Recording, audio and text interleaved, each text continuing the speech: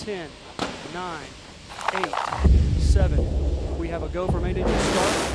4, 3, 2, 1. Booster ignition and liftoff.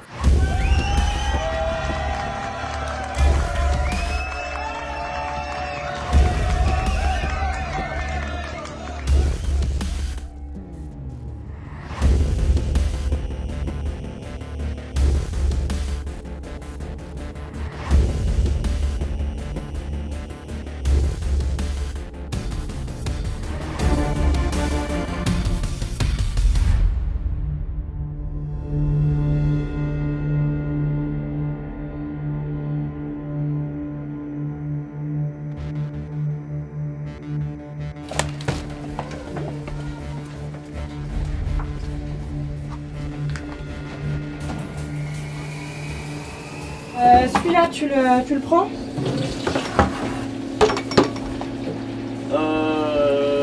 Oui, c'est des bénévoles qui vont le prendre. D'accord.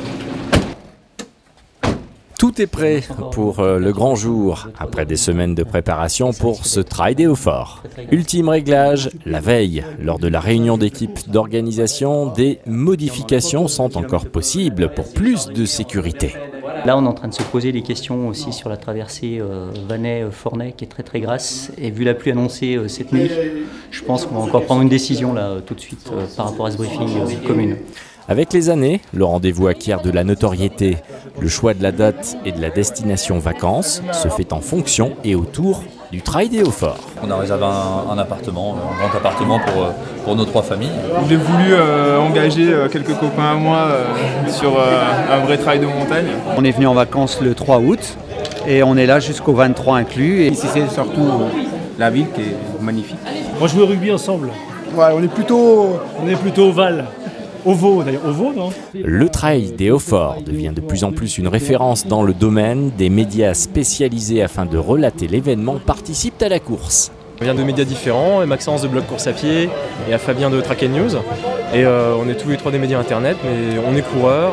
Il y a des supports spécialisés, donc on les démarche, on leur donne envie de venir et de découvrir le parcours. Après la récupération du dossard à l'office de tourisme de Morzine, les concurrents sont fin prêts.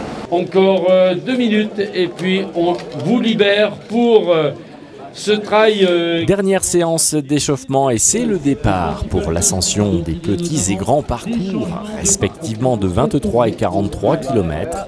Autour de la course, divers checkpoints sont mis en place. Ils sont constitués de bénévoles pour assurer le contrôle, le ravitaillement et l'assistance. Contrôler les dossards. Monsieur, 413. Et puis, c'est un passage où il faut faire attention parce qu'ils ont tendance à aller tout droit et en fait, il faut passer par la forêt. Moi, je les trouve très en forme vis-à-vis en plus de ces conditions climatiques. Il s'avère qu'on a eu quelques cas de bobologie, mais rien de bien sérieux. Des mines d'or jusqu'au Fornay, un terrain très engagé, avec des single tracks de très bonne qualité et des chemins sur arête qui sont très engagés. Il était bien préférable effectivement d'avoir un parcours de repli. Et c'est le moment de l'arrivée à Avoria. 4h20, 1 seconde et le premier temps chez les hommes sur le grand parcours pour 5h, 2 minutes et 13 secondes chez les femmes. It was of course difficult. Race is difficult, but for me it was good because not a lot of sun. We didn't get a lot of sun on the way. One thing good is no too much hot, not too much cold, so it was easy for me. Les températures particulièrement fraîches et l'humidité ambiante ne sont pas un inconvénient de manière générale. Réaction après l'effort. Moi j'ai cru que ça allait être pire. Les conditions, oui, forcément parce qu'il faut être un peu puissant, mais c'est surtout le dénivelé. Même si on a pris le parcours de substitution, il y a quand même 1700. Par rapport justement aux sentiers boueux, avec les intempéries extraordinaires qu'il y a eu cet été. Et en fait, les coureurs ont très bien géré. Il y avait de l'eau, mais pas tellement de boue en fait. Ça, à 5 minutes près sur un parcours sec, ça ne changeait rien.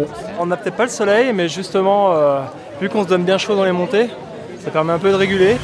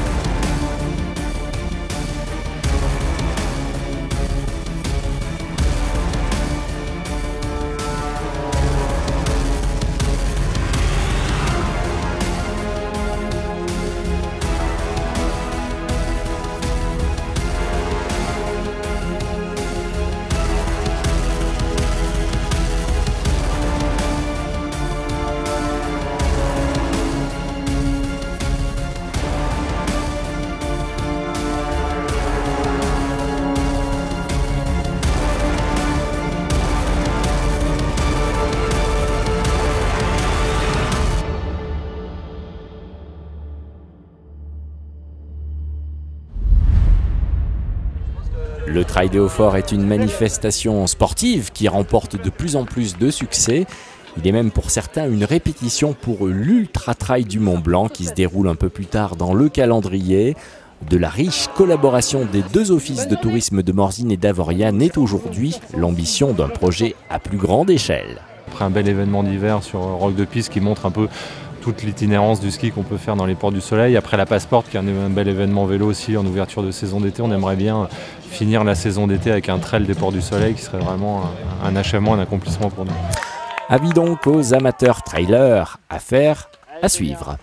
Et c'est également peut-être le moment de réfléchir aux dates de vos vacances. En attendant plus d'infos et résultats sur le www.morzine-avoria.com.